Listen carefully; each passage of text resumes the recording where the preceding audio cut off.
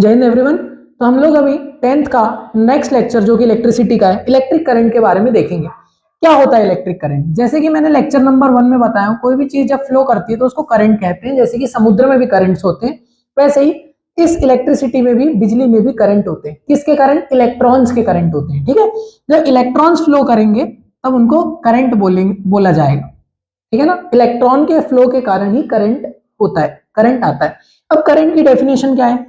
तो electric current की definition, अब से हम इसको क्या बोलेंगे? Electric current. इलेक्ट्रिक करंट की डेफिनेशन क्या होगी कि the charge flown the charge flown with respect to time, with respect to time is known as क्या? Is known as electric current. ठीक है, अब charge flown with respect to time का क्या मतलब है? Charge flown with respect to time का मतलब है Q by T is equal to I. I का क्या मतलब है? आई का मतलब है करंट। करंट का क्या मतलब है?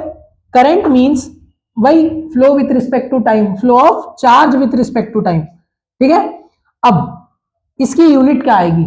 इसकी यूनिट है क्या? कूलाम पर सेकेंड। ठीक है, पहली यूनिट। दूसरी यूनिट क्या है? एम्पियर होती है। ठीक है, अब ऐसा क्यों? देखो कई बार सीबीएसई में, जैसे कि मैंने पिछले लेक्चर में बताया था, वोल्ट या एम्पियर ना देके क्या दे देता है? Coulomb per second. तो आपको याद रहनी चाहिए, coulomb per second is the unit of क्या? Electric current. ठीक है, अब डेफिनेशन यही आएगी। कई बार आपको आता है कि डिफाइन 1 एम्पियर, तो 1 एम्पियर की डेफिनेशन क्या आती है? When 1 coulomb of charge, when 1 coulomb of charge is flown in 1 second, then it is known as 1 ampere. लिख लेंगे आप इंग्लिश में, जिसको ये डेफिनेशन याद है उसको ये भी बन जाएगा। When 1 coulomb of charge is flown in 1 second, then it is known as क्या? Then it is known as 1 ampere। ठीक है, ये इलेक्ट्रिक करंट की डेफिनेशन है। अब इसके कुछ कुछ न्यूमेरिकल है जो कि हम अगले लेक्चर के अंदर देखेंगे। इसके बाद आता है, हाँ, इलेक्ट्रिक करंट में एक और चीज आती है कि भाई इसको मेजर कैसे किया जाता है। तो वही दो चीजों से मेजर किया जाता है। एक होता है एमीटर और एक होता है क्या? गैल्वेनोमीटर। पर हमारे सिलेबस में दोनों ही है, पर गैल्वेनोमीटर उतना डिटेल में नहीं है, सिर्फ एम मीटर है।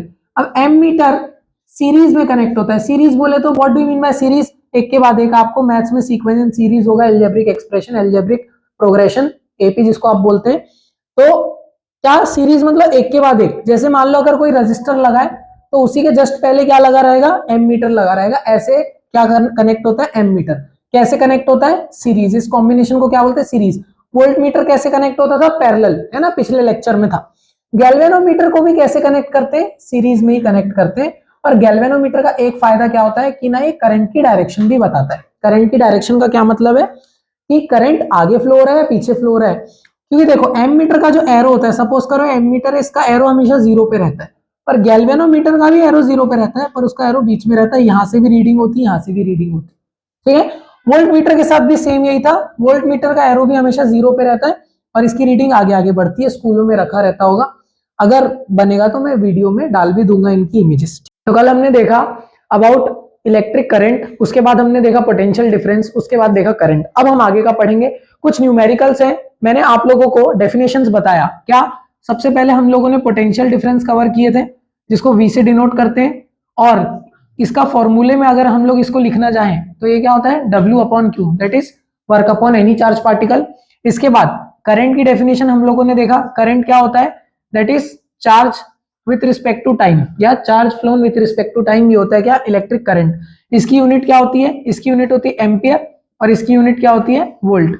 अब इसमें एक और चीज है, मैंने आपको दूसरी यूनिट भी बताया था। क्या? ये जो W है दैट इज जूल, और ये जो Q है दैट इज कूलाम। तो इसकी दूसरी यूनिट होती है जूल पर कूलाम, और Q बाय टी की यूनिट क्या होती है? कूलाम पर सेकंड। तो इनकी दूसरी यूनिट्स होती है। ठीक है ना, कल हमने इतना किए थे, थोड़ा सा रिवीजन था। अब हम आगे चल रहे हैं किसमें? न्यूमेरिकल्स में। अब इस चैप्टर के हम कुछ न्यूमेरिकल करेंगे, और न्यूमेरिकल करने के पहले एक क्वेश्चन जो बहुत फेवरेट है बोर्ड्स का, वो क्या क्वेश्चन है कि फाइंड, पूछता है वो, find number of electron in, find number of electron in 1 coulomb charge, ये पूछता है। तो भाई 1 कूलाम के चार्ज में इलेक्ट्रॉन कितने हैं? तो बेसिक क्वांटाइजेशन का फॉर्मूला लगेगा क्या? We know that Q equal to N.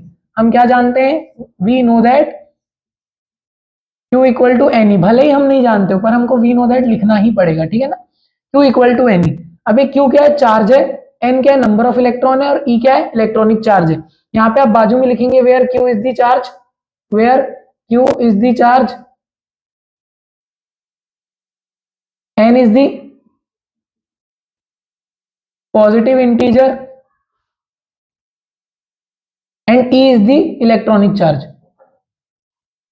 क्योंकि बोट्स है, आपको बोट्स के हिसाब से लिखना पड़ेगा, ठीक है ना।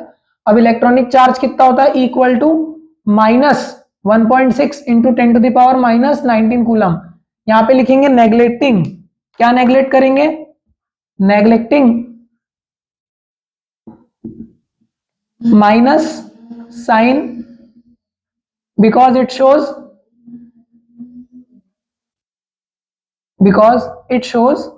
नेचर, किसका नेचर, चार्ज का नेचर, नेचर ऑफ चार्ज।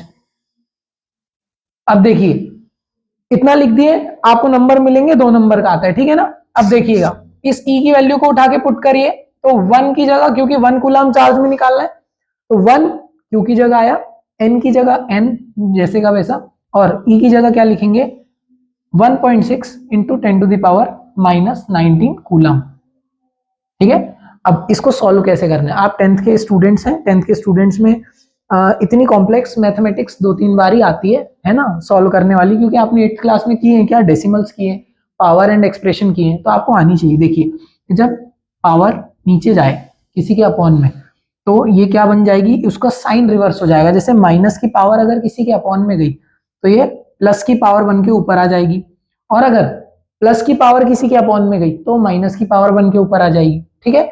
इस बात को आप क्लियर रखिए, या इसको ऐसे भी लिख सकते हैं 10⁻⁻19 कूलम किसके बराबर होता है, 1/10⁻19 कूलम के बराबर।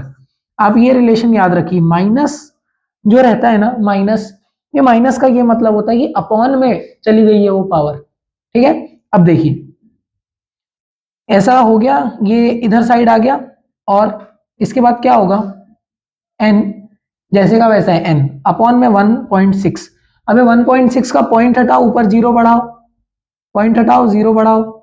अब देखिए, अब यहाँ पे एक बहुत अच्छा सा इंटरेस्टिंग चीज, एक 10 में कितने 2 होते हैं, तो 10 इक्वल टू 2 इंटू 5, मतलब एक 10 में एक 2 होता है, एक 5 होता है, तो इसको क्या लिख सकते हैं, 2 इंटू 5 इंटू कितने 10 है अपने पास, 19 10 थे, और ये एक 10 था तो 20 10 थे, ठीक है ना। तो एक 10 और निकाल लिए, एक 10 और निकाल लिए, और एक 10 और निकाल लिए, तो यहां से हमने 3 10 निकाले, तो कितना बचा, कितना बचा, 10⁻16 बचा, इक्वल टू एन अपॉन क्या है 16 है। अब देखिए एक 2 से ये कैंसल तो 8 आया, इससे वापस से 8 कैंसल तो 4 आया, फिर इससे वापस से 4 कैंसल तो 2 आया, और इस वाले 10 से ये 2 कैंसल तो अपॉन में बचा 1। अब देखिए एन की वैल्यू क्या आई, 5 इंटू 5 इंटू 5 इंटू 5। अब जो होशियार बच्चे होंगे या जो थोड़ा दिमाग लगा लेते होंगे, वो 5 इंटू 5 पता है, वो 25 इंटू 25, तो 25 का स्क्वायर के बराबर इंटू 10⁻16 क्या, equal to number of electron. इसकी कोई यूनिट नहीं होती, याद रखिएगा, क्यों, क्योंकि चार्ज की यूनिट थी कूलम, और इलेक्ट्रॉनिक चार्ज की यूनिट भी कूलम थी, जिसके कारण क्या हुआ, कूलम से कूलम कैंसिल हो गया, और सिर्फ एन बोले तो एक नंबर बचा, नंबर बोले तो 0 1 2 3 4, कल मैंने इसको समझाया था, आप वीडियो बैक करके भी देख सकते हैं, ठीक है। अब देखिए 25 इंटू 25 होता है 625 इंटू 10⁻16। अब भैया बोलेंगे बुक में तो 10⁻18 दिया है, अरे तो भाई यहां पे जब आप पॉइंट लगाओगे तो यहां पे आप पावर और बढ़ा सकते हो, कैसे बढ़ा सकते हो, इसको लिख सकते हैं 6.25 इंटू 10⁻18 लिख सकते हैं, बात एक ही है, ठीक है, बात एक ही है, आप चाहे ऐसे लिखें चाहे ऐसे लिखें, ठीक है, पॉइंट का खेल होता है। अगर आप यहाँ पे पॉइंट लगा देंगे तो आप 3 पावर बढ़ा देंगे 10⁻19। अब देखिए कैसे, सपोज करिए 0.25 लिखा है, और या 25 लिखा है, या 0.25 इंटू 10⁻2 लिखा है, अरे भैया दोनों के मतलब तो एक ही है ना, तो एग्जामिनर इस पे भी नंबर देगा और इस पे भी नंबर देगा, ठीक है ना। तो ऐसे सॉल्व करते हैं हम क्वांटाइजेशन ऑफ चार्ज को। अगर जिसको नहीं समझ में आया एक बार फिर से पूरा बैक करके देख लीजिए, आ जाएगा आपको समझ में। मैंने इजी से इजी लैंग्वेज में इसको समझाने की कोशिश किया हूं, अगर नहीं आता है तो कोई बात नहीं, और अगर आता है तो वेल एंड गुड, ठीक है। आगे बढ़ते हैं, अगर नहीं आ रहा है तो भाई कॉन्सेप्ट छोड़ दो, ठीक है, मैं सही बता रहा हूं, क्योंकि देखिए एक ही पत्थर पे बार बार सर मारने से कुछ होता नहीं, इसलिए अगर आपको एक बार में नहीं समझ में आ रहा है, आप लोग में भी हो सकता है दूसरे सब्जेक्ट्स के लिए बने हो, क्योंकि टेंथ में ये साइंस लागू है, आप सबको पढ़ना ही पड़ता, कंपलसरी है, ठीक है ना। तो जरूरी नहीं कि आप साइंस से ही नंबर खींच पाएंगे, आपके लिए शायद एसएसटी हो सकता है, जैसे मैं एसएसटी में वीक था, ठीक है। तो बिल्कुल ऐसा नहीं कि आपको समझना ही है, अगर नहीं समझ पा रहे तो बिल्कुल ही तुम नाकारा और निकम्मे हो, ऐसा बिल्कुल नहीं है, ठीक है ना। सब बच्चे की अपनी एक अलग प्रतिभा है। हम आगे बढ़ते हैं, अब इलेक्ट्रिसिटी नहीं, ये क्वांटाइजेशन ऑफ चार्ज। अब अभी एक न्यूमेरिकल करते हैं। एक न्यूमेरिकल कुछ ऐसा है, न्यूमेरिकल कहता है कि how much energy is given to every to each coulomb of charge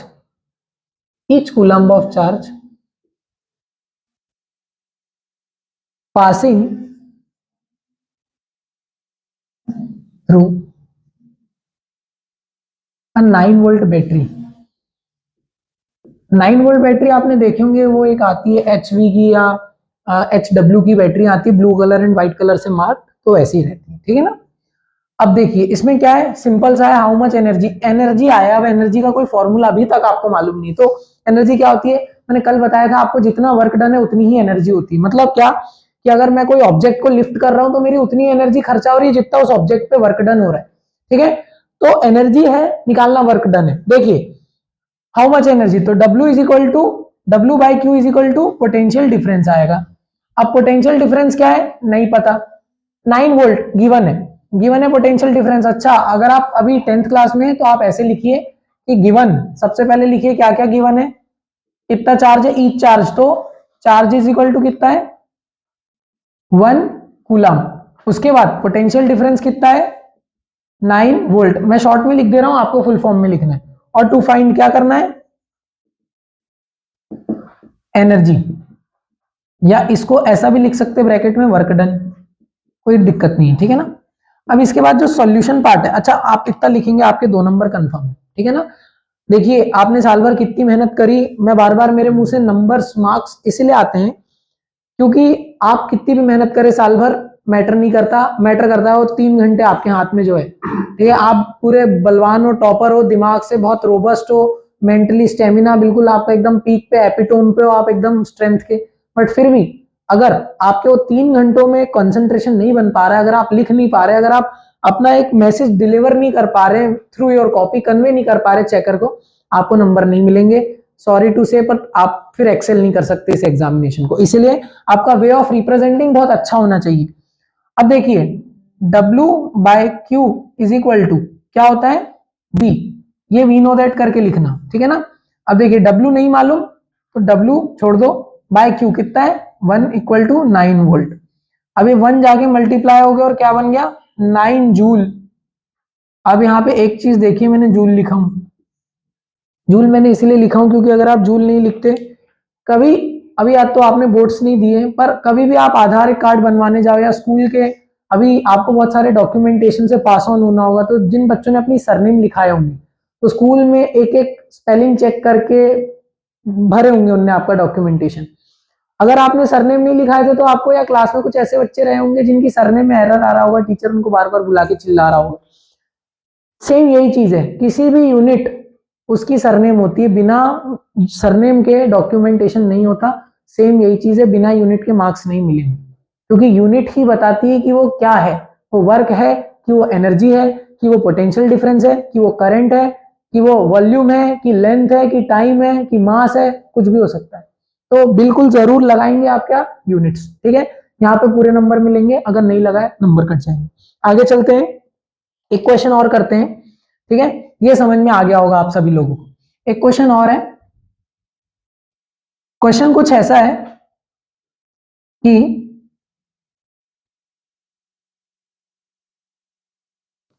question बोल रहा है how much work is done in moving a charge of 2 coulomb across a potential difference of 12 volt battery. मतलब battery का potential difference given है कितना 12 volt, ठीक है। उसके बाद क्या गिवन है चार्ज कितना फ्लो हो रहा है? 2 वोल्ट फ्लो हो रहा है, 2 कूलम फ्लो हो रहा है। तो आप निकाल लेंगे सेम टू सेम मेथड लगा के। कैसे? 12 वोल्ट, हाँ अब देखिए फंसना नहीं है। 12 volt equal to W by Q, वही एनर्जी डिलीवर निकालना है। क्यू में आएगा भाई इस बार क्या? 2 कूलम। और ये जब उधर जाएगा तो 12 × 2 क्या बन के निकलेगा? 24 जूल एनर्जी या 24 जूल वर्क।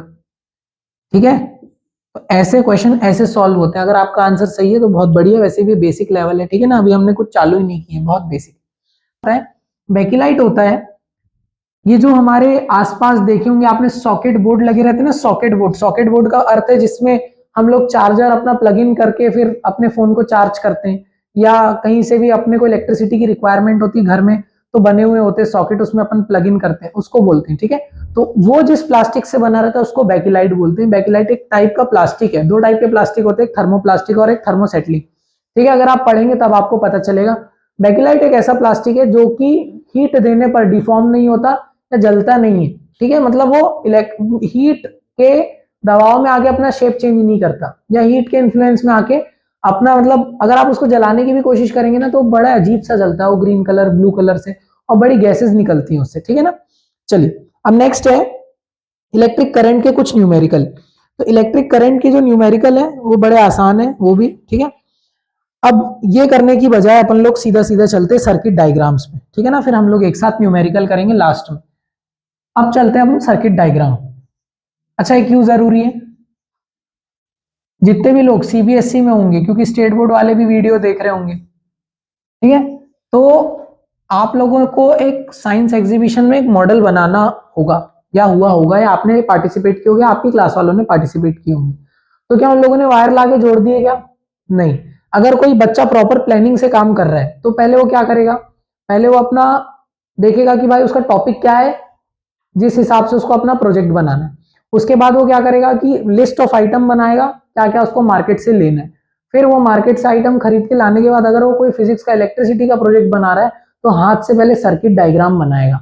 अब वो बनाएगा कैसे? उसके लिए कुछ इंडिकेशंस होते हैं। जैसे अगर आपको एप्पल लिखना है, एप्पल APPLE, तो आपको सबसे पहले ए लिखना सीखना पड़ेगा और समझना पड़ेगा कि वो ए होता क्या है। अल्फाबेट है, आप सब नर्सरी से पढ़ के आए। सेम चीज सर्किट डायग्राम पे भी लागू होती है। सर्किट डायग्राम मतलब सर्किट के जो कंपोनेंट होते हैं उनको रिप्रेजेंट करने के लिए जो हम डिनोटेशन, जो मार्केशन यूज करते हैं, मार्क्स यूज करते हैं, या ऐसे मार्किंग्स करते हैं पेपर में, उसको सर्किट डायग्राम्स में हम लोग स्टडी करते हैं। ठीक है, तो कंडक्टिंग वायर को एक नॉर्मल लाइन से रिप्रेजेंट करते हैं। Conducting wire is represented by normal line this. ठीक है, उसके बाद कंडक्टिंग वायर, कुछ बुक्स में कनेक्टिंग वायर भी लिखा होता है ना, गर्दन मत पकड़ना कि भैया कनेक्टिंग वायर लिखा है। कनेक्टिंग वायर मतलब यही होता है, कंडक्टिंग वायर। ठीक है ना, दूसरा होता है स्विच। ये स्विच क्या होता है? स्विच जो आपके घरों में वो जो टिच टुच बटन नहीं होती उसको बोलते हैं स्विच। ठीक है ना, तो स्विच, देखो स्विच के 2 इंडिकेटर है। एक ये जिसको बोलते हैं क्या? Open switch. ओपन स्विच का क्या मतलब है कि अभी सर्किट में करंट फ्लो नहीं हो रहा है, अभी इसका पाथ ब्रेकडाउन है। अगर मान लीजिए आप कोचिंग, मतलब आपका, अगर आपको कहीं कोचिंग पढ़ने जाना है या स्कूल जाना है, आप क्या करेंगे? एक ऐसा रास्ता लेंगे ना जो आपके घर को और कोचिंग को कनेक्ट करे। डायवर्जन तो लेके जंगल में तो या पानी में तो नहीं घुस जाएंगे ना आप।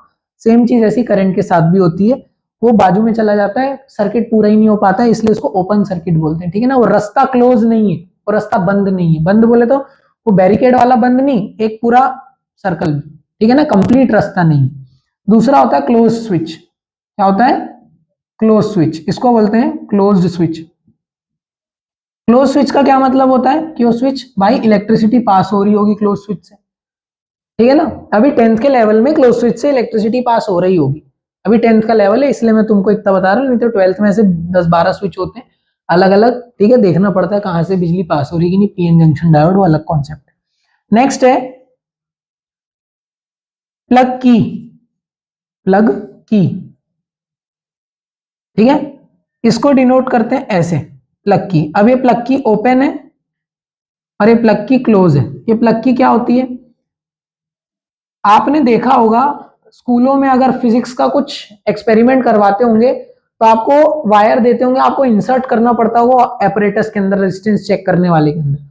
तो जब आप उस वायर को इंसर्ट करते तो उसको वो जो काम कर रहा है वो प्लक्की वाला काम कर रहा है, ठीक है। जब तक आप वो वायर इंसर्ट करके पूरा कनेक्शन देंगे नहीं तब तक वो ओपन में रहेगा, और क्लोज में जब रहता है तो ऐसा एक डॉटेड से हम रिप्रेजेंट करते हैं, दो ब्रैकेट के बीच में एक डॉट, ठीक है ना। नेक्स्ट है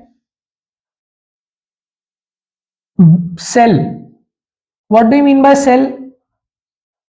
N apparatus which converts chemical current into electric current, ठीक है, या समथिंग विच प्रोवाइड्स इलेक्ट्रिसिटी, क्योंकि भाई वो सोलर सेल पे लागू नहीं होता है जो मैंने बोला, ठीक है। इसीलिए apparatus which provides electricity is known as cell। कच्ची कच्ची भाषा में मेरी खुद की डेफिनेशन है, ठीक है ना, क्योंकि सोलर सेल भी होता है पर वो केमिकल एनर्जी को कन्वर्ट नहीं कर रहा है, ठीक है ना। नेक्स्ट है बैटरी। अब भाई बैटरी की डेफिनेशन बड़ी क्लियर है, combination of cell is known as battery. क्या? Combination of cell is known as battery. और बैटरी हमेशा ऐसी ही बनाएंगे जैसे मैंने बनाया, एक प्लस को दूसरे के माइनस से जोड़ेंगे, तब जाके सीरीज में सेल्स जुड़ते हैं और तब जाके ये बैटरी के जैसे परफॉर्म करते हैं, ठीक है ना। अच्छा, आपके मन में आ रहा होगा तो 9 वोल्ट वाली बैटरी को भाई बैटरी क्यों बोलते हैं? वो तो एक सिंगल सा है, वो तो किसी से कनेक्टेड नहीं है। कभी खोल के उसको देखिएगा अंदर से, ठीक है ना, उसका कवर खोलेंगे आप तो उसको आपको मालूम चलेगा कि उसके अंदर छोटे छोटे ग्रेफाइट के क्या लगे रहते हैं, कंपार्टमेंट्स लगे रहते हैं। सेल का क्या मतलब होता है? अगर मैं नॉर्मली आपसे पूछूं व्हाट इज सेल, तो आप क्या बोलेंगे? जेल को बोलते हैं सेल, एक कमरे को बोलते हैं सेल, ठीक है ना, या जिस कमरे में किसी क्रिमिनल का इंट्रोगेशन करते हैं उसको सेल बोलते हैं, ठीक है। सेल का यही मतलब है कि एक आइसोलेटेड सी, एक सेपरेट सी जगह, ठीक है।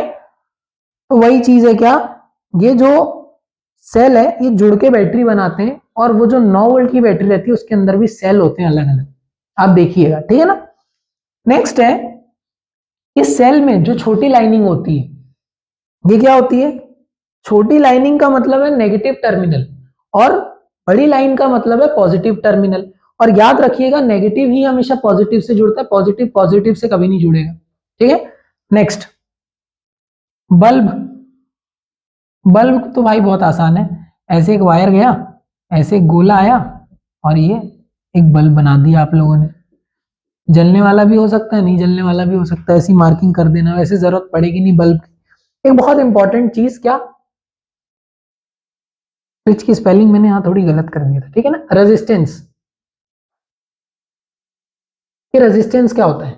रेजिस्टेंस होता है, अगर हिंदी में देखें तो रेजिस्टेंस का मतलब होता है अवरोध, ठीक है ना, या प्रतिरोध करना।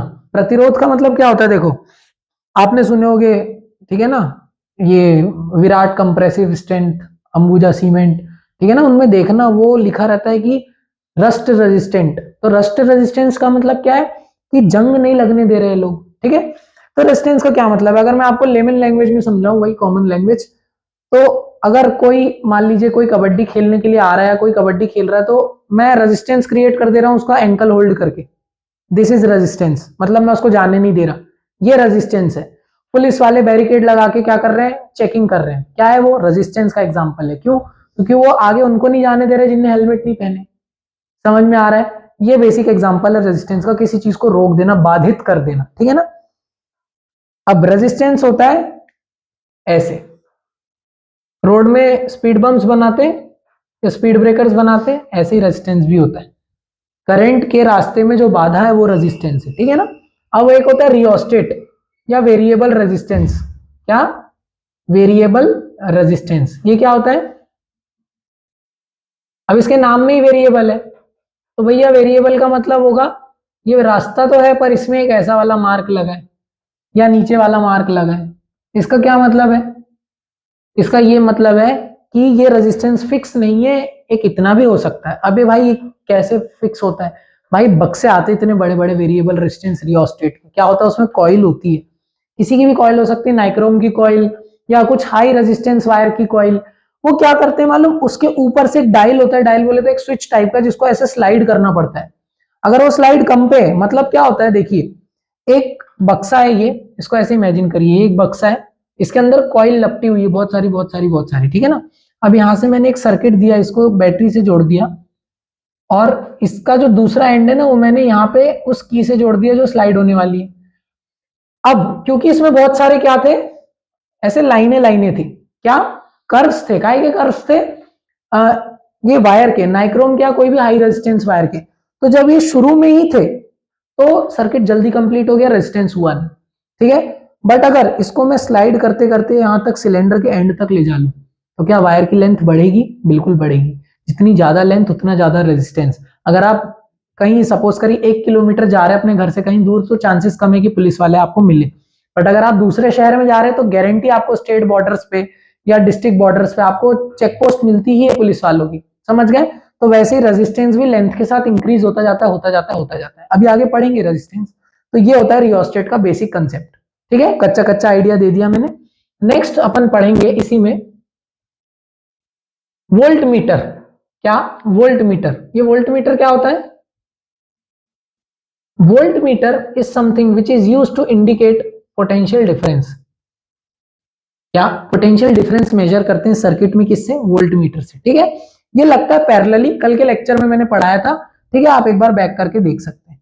और एक होता है एमीटर। एमीटर क्या होता है? ये जब ए लिखा रहे तो ये एमीटर होता है, सीरीज में कनेक्ट होता है, ठीक है। एक होता है गैल्वेनोमीटर। क्या? गैल्वेनोमीटर। ये भी, इसके बारे में भी मैंने कल आपको बताया था। और ये ऐसे जी करके इसको लिखते हैं, समझ गए। तो ये बेसिक इंडिकेशंस है किसके? सर्किट डायग्राम्स के। एक बार इनको देख लीजिएगा, फिर अपन लोग आगे चलते हैं नेक्स्ट टॉपिक पे।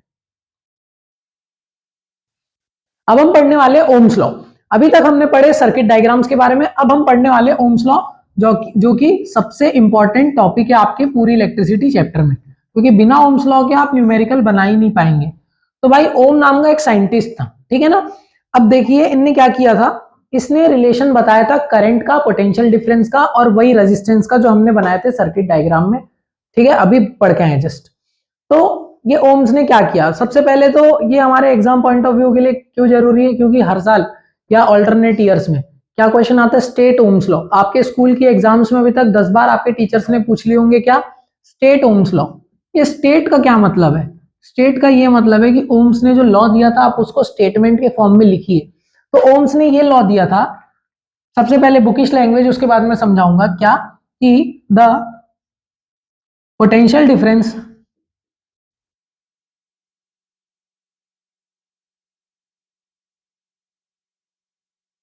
applied across the circuit is directly proportional to the current flowing through it। ये भाई एग्जाम में ये डीपी मत लिख देना, ठीक है ना।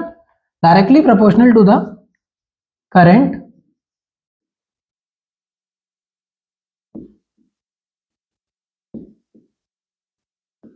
इसका क्या मतलब है, ध्यान समझिए। इसका ये मतलब है, जब भी आप ऐसे समझना, ठीक है ना, डायरेक्टली प्रोपोर्शनल का क्या मतलब है। जब भी आप मार्केट जाते हैं, क्या करते हैं आप? मार्केट जाके सामान लेते हैं या कोई भी फल फ्रूट ले रहे हैं, जो भी है। तो सपोज करिए कि 10 रुपए के 1 किलो सेब है, ठीक है। अब अगर आपको 20 किलो सेब लेना है तो आपको 20 रुपीज पे करने पड़ेंगे, ठीक है। पर आप 20 रुपीज देंगे तो क्या गारंटी कि वो 2 किलो ही सेब दे? कोई गारंटी नहीं, क्योंकि जब आप मार्केट जाते हैं तो सबसे पहले आप क्या बोलते हैं, भैया आपने कैसे लगाए। अगर आप उसको ये पहले बताएंगे कि भैया 20 रुपीज है मेरे पास, तो बोल देगा नहीं भैया एप्पल का जो भाव है वो 20 रुपीज पर केजी, ठीक है ना। तो ये अंतर है भाई। ये क्या, किस चीज का अंतर बताया मैंने? V is directly proportional to I का, और I is directly proportional to V का, ठीक है ना। ये क्यों नहीं है और ये क्यों है? क्योंकि करंट पे पोटेंशियल डिफरेंस निर्भर नहीं करता, डिपेंडेंट नहीं है। पोटेंशियल डिफरेंस पे करंट डिपेंडेंट है, समझ रहे हो। पोटेंशियल डिफरेंस पर करंट डिपेंडेंट है, पर जो पोटेंशियल डिफरेंस है वो करंट पे डिपेंडेंट नहीं है, ठीक है ना। ऐसा कहीं भी नहीं है कि 5 एम्पियर करंट बह रहा है तो 10 एम्पियर बहा दोगे तो पोटेंशियल डिफरेंस डबल हो जाएगा, ऐसा नहीं है, ठीक है ना। पर पोटेंशियल डिफरेंस अगर 220 है, मैं ओमिक रेजिस्टेंस की बात कर रहा हूं, और अगर आपने क्या किया उसको 440 कर दी तो जो करंट फ्लोइंग वो डबल हो जाएगा। समझ आया कि नहीं आया? तो ये अंतर है बेसिक, कुछ बच्चों के मन में डाउट रहता है इवन कुछ बुक्स में लिखा भी हुआ है ये, या इसको ऐसा लिख सकते हैं, तो भाई ऐसा नहीं लिख सकते, ठीक है ना। अभी देखिए V is directly proportional to I, यहां पे मैं लिख दे रहा हूं कि जितना ज्यादा पोटेंशियल डिफरेंस उतना ज्यादा करंट। अब ये पोटेंशियल डिफरेंस का साइन किससे रिप्लेस होता है? कांस्टेंट से। क्यों रिप्लेस होता है? यहां पे आप फिर से लोकल लैंग्वेज में समझिए, 1 kg एप्पल 20 रुपए के बराबर। पॉसिबल है? पॉसिबल है, लिखा हूं तो पॉसिबल है, पर ये कब पॉसिबल है भाई? जब 1 kg के बराबर कोई के कांस्टेंट में वैल्यू हो और यहाँ पे x रुपीज हो। समझ में आया कि नहीं आया? क्यों? क्योंकि जब तक ये कोई कांस्टेंट की वैल्यू नहीं आएगी, जो 20 एक्चुअली में किसकी वैल्यू है? कांस्टेंट की वैल्यू है, ठीक है। तो ये जो आर है रेजिस्टेंस, वो बिल्कुल सेम ऐसे ही काम कर रहा है, ठीक है ना। अगर मैं इनको बिना यूनिट के ऐसे लिख देता, सिर्फ नॉर्मल 1 = 20, तो भाई ये तो पॉसिबल ही नहीं है, मैथमेटिकली यूनिट्स लगाना पड़ता, ठीक है। तो यहाँ पे यही ये जो रेजिस्टेंस है, यही वही कांस्टेंट का काम कर रहा है जो कि मैंने अभी आपको बताया। समझ गए कि नहीं समझे? अब जैसे आपको 3 किलो सेब लेना है, किससे मल्टीप्लाई करोगे? 20 से। 4 किलो सेब लेना है, किससे मल्टीप्लाई करोगे? 20 से। सेम यहाँ पे करंट फ्लो हो रहा है, किससे मल्टीप्लाई हो रहा है? रेजिस्टेंस से। तब जाके पोटेंशियल डिफरेंस आ रहा है। रेजिस्टेंस तो कांस्टेंट है, मतलब अगर ये डबल हुआ मतलब करंट भी डबल हो जाएगा। समझे कि नहीं समझे? मेरे ख्याल से समझ गए होगे। आगे चलते हैं। अब जो V = IR है, इसको आपने डब्बे में बंद कर दिए, ठीक है ना। अब वेयर, जहां पर R क्या है? R is the resistance, R is the resistance and is dependent upon some external factors या external factors। अब ये external factor क्या है भाई? अब देखिए, अगर आप पढ़ते हैं तो क्या आपकी पढ़ाई ही सिर्फ आपका करियर बनाती है? ऐसा कुछ भी नहीं है।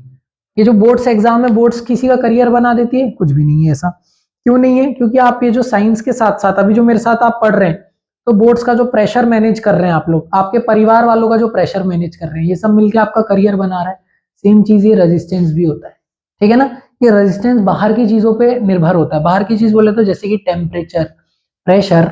अब प्रेशर को यहाँ पे इसलिए कंसिडर नहीं करते क्योंकि सॉलिड्स की बात हो रही है, ठीक है। अगर लिक्विड्स की बात होती तो प्रेशर भी आ जाता। अब देखिए, एक्सटर्नल फैक्टर मतलब क्या? रेजिस्टेंस डायरेक्टली प्रोपोर्शनल होता है लेंथ के। किसके? Length of conductor. लेंथ नहीं होता, लेंथ होता है, ठीक है ना। लेंथ ऑफ कंडक्टर, ठीक है ना।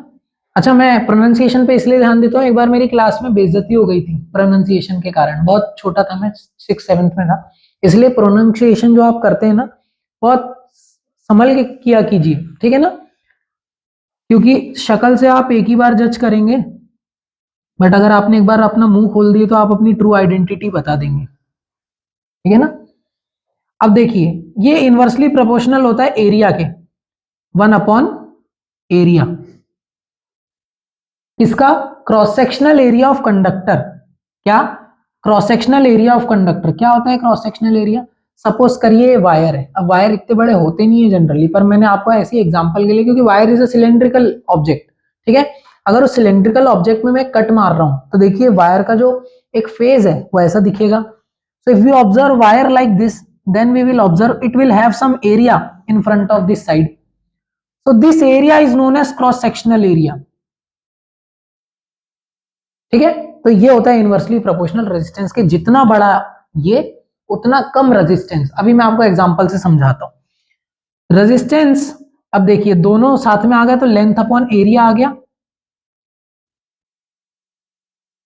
तो ये प्रोपोर्शनल का साइन रिप्लेस होगा कांस्टेंट से, यहां पे मैं ऊपर लिख दे रहा हूं, और क्या आएगा? R equal to rho L by. अब ये रो क्या होता है? तो नई चीज आ गई, यहां पे लिखेंगे वेयर रो इज दी, ये रो पी नहीं है, आप देखिए अच्छे से, रो ये है, ठीक है ना। ऑब्जर्व करिए इसको, रो ऐसे बनता है, ठीक है ना। 2-3 बार प्रैक्टिस करेंगे आ जाएगा आपको। Where rho is the resistivity of material, resistivity of material. अच्छा, ये क्या होती है रेजिस्टिविटी ऑफ मटेरियल? आपने सुने होंगे silver is the best conductor. किस बेसिस पे भाई? एक एरिया को कांस्टेंट रख दो और वायर की लेंथ को कांस्टेंट रख दो, तो सबसे कम रेजिस्टेंस अगर कोई प्रोड्यूस कर रहा है तो सिल्वर प्रोड्यूस कर रहा है, उसके नेचर में है। ये जो रेजिस्टिविटी होती है नेचर होता है, जैसे कुछ टीचर्स जल्दी गुस्सा हो जाते हैं, कुछ टीचर गुस्सा ही नहीं होते। ये रेजिस्टिविटी नेचर बताता है सब्सटेंस का कि वो बिजली के फ्लो को सपोर्ट कर रहा है कि नहीं कर रहा। तो जितनी ज्यादा रेजिस्टिविटी उतना बुरा क्या कंडक्टर। समझ गए कि नहीं समझे? इंसुलेटर्स की रेजिस्टिविटी बहुत ज्यादा होती है जिस वजह से वो इंसुलेटर है। समझ गए? अब देखिए, ये तो आपका निकल गया rho, where rho is the resistivity of material, ठीक है ना। उसके बाद क्या है? उसके बाद एक चीज और है, रेजिस्टिविटी इज डिपेंडेंट अपॉन क्या? टेम्परेचर एंड मटेरियल, ठीक है। अब आता है आपको निकालते कि भाई आर की यूनिट क्या होती है, रेजिस्टेंस की यूनिट क्या होती है। तो याद रखिएगा, यूनिट ऑफ रेजिस्टेंस क्या? Unit of resistance, unit of resistance क्या होती है? ओम, ओ एच एम। इसको कैसे डिनोट करते हैं? ऐसा ओमेगा से, दिस इज ओमेगा, ठीक है ना। और यूनिट ऑफ रेजिस्टिविटी, ये रो की यूनिट तो मेरे को भी नहीं पता, ठीक है। तो अब कैसे निकालेंगे इसको, ध्यान से समझिए, ठीक है। रेजिस्टेंस की यूनिट मालूम है ओम, इक्वल टू, देखिए रेजिस्टिविटी की यूनिट नहीं मालूम, लेंथ की यूनिट मीटर, एरिया की unit metre square. Metre square क्यों? This is the SI unit, ठीक है ना। मीटर से मीटर कैंसल, तो देखिए रो की यूनिट क्या आ गई? Ohm into metre. क्या समझ में आया? क्या रटना पड़ेगा? नहीं रटना पड़ेगा, मतलब बहुत सही लाइन में जा रहे हैं आप। एक बार देख लीजिए अच्छे से, समझ में आया? ऐसे ही लिखना है आपको एग्जाम में, ऐसा जैसे मैंने लिखा हूं ऐसा नहीं लिखना। आप चालू यहां से करेंगे और लास्ट तक यहाँ पे जाएंगे। मैंने जानबूझ के यहाँ पे इसलिए लिखा हूं ताकि आपको दिमाग में जोर डालना पड़े कि मैंने पहले कहाँ लिखा, फिर कहाँ लिखा और फिर कहाँ लास्ट में लिखा, ठीक है। नोट्स आप साथ साथ में बनाते चलिएगा, क्योंकि ये आपके लिए फायदेमंद है। अगर आप रजाई में बैठ के ठंड की, अभी ठंड चल रही है, तो ठंड में अगर आप बिस्तर में घुसे घुसे लेक्चर देखेंगे, so it will not benefit you in any type of situation and it will lead to the deterioration of your results, ठीक है ना। और यही सत्य है, इसलिए एक कॉपी निकालिएगा और क्या करिएगा? नोट करिएगा ये सब जो मैं लिखा रहा हूं, ठीक है। अब हम नेक्स्ट, मतलब इसके बाद हम पढ़ने वाले हैं क्या? न्यूमेरिकल्स, कुछ कुछ ओम्स लॉ से रिलेटेड, रेजिस्टेंस से रिलेटेड। अभी हम ओम्स लॉ से रिलेटेड कुछ क्वेश्चंस करते हैं। सबसे पहला क्वेश्चन है कि अगर if a battery of, if a battery of 12 volt is connected to a resistance of, to a circuit with the resistance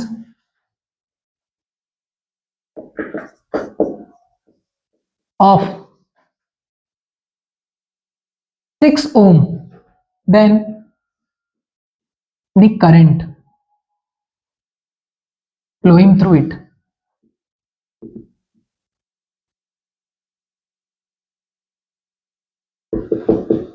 is, ठीक है। अब सबसे पहले आप कैसे लिखेंगे इसको? गिवन, गिवन क्या है? पोटेंशियल डिफरेंस, पोटेंशियल डिफरेंस कितना? 12 वोल्ट। उसके बाद क्या गिवन है? रेजिस्टेंस ऑफर्ड कितना है? 6 ओम। इसके बाद फाइंड क्या करना है? करंट। इन सब क्वेश्चनों में पेन उठाने की जरूरत भी नहीं पड़ना चाहिए, क्यों? क्योंकि V equal to I R, तो V equal to I R, तो R में आया 6, I में आया ये, 12 में आया ये, इससे ये कैंसिल, कितना आंसर आ गया? I इक्वल टू 2 एम्पियर, ये आंसर आ गया रफ में। अगर ऑब्जेक्टिव्स में आता है आप ऐसे सॉल्व मत करिएगा, रफ में निकाल के देखिए, V equal to I R, दिमाग में भी कैलकुलेशन करेंगे चलेगा, ठीक है।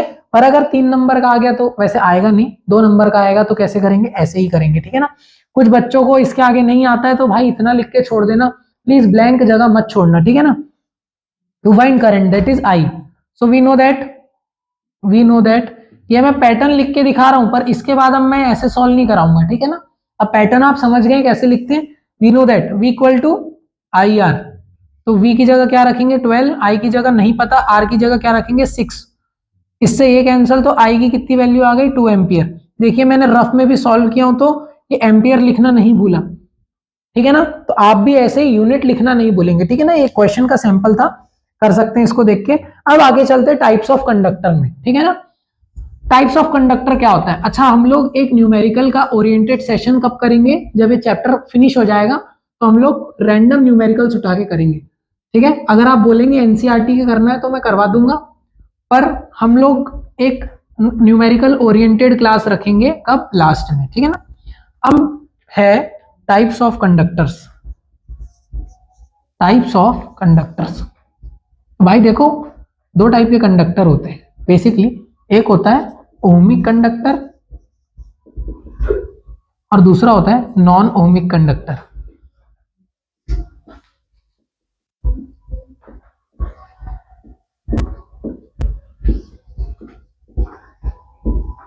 ये ओमिक कंडक्टर क्या होते हैं?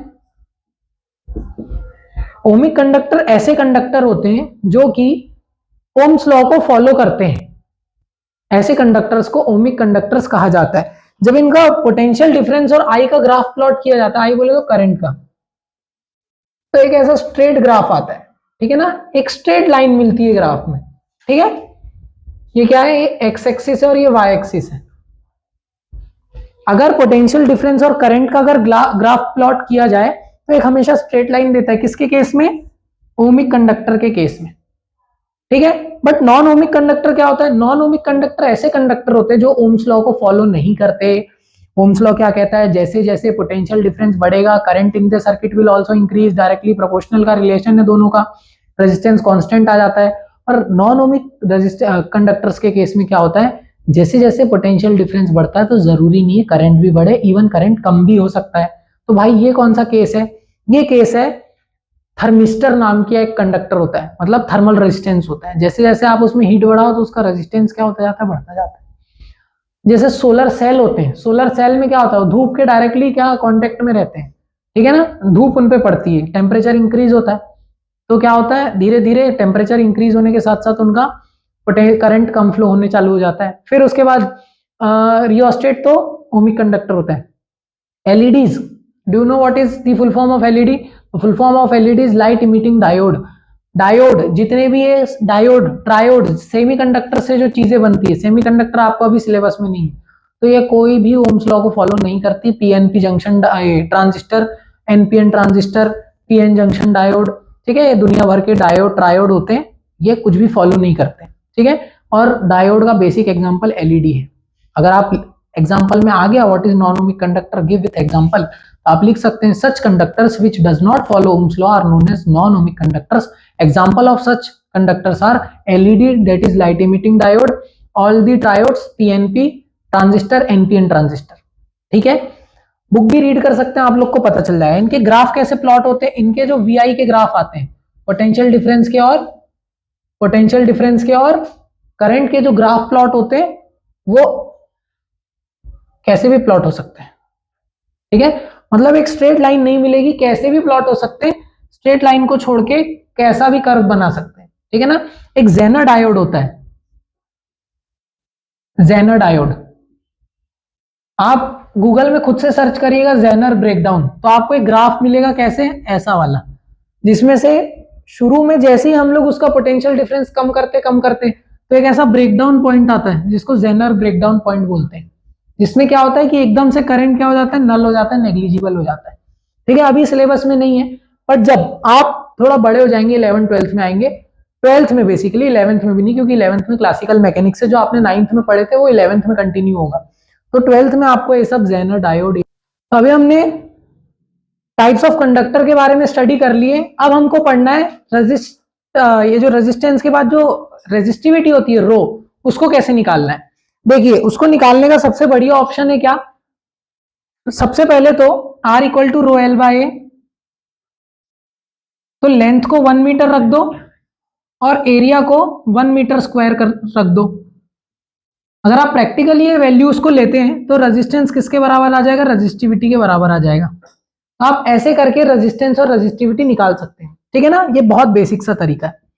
अब अपन ने अभी पढ़े ओमिक कंडक्टर और नॉन ओमिक कंडक्टर, उसमें मैंने बताया था पोटेंशियल डिफरेंस और करंट का ग्राफ, ठीक है ना।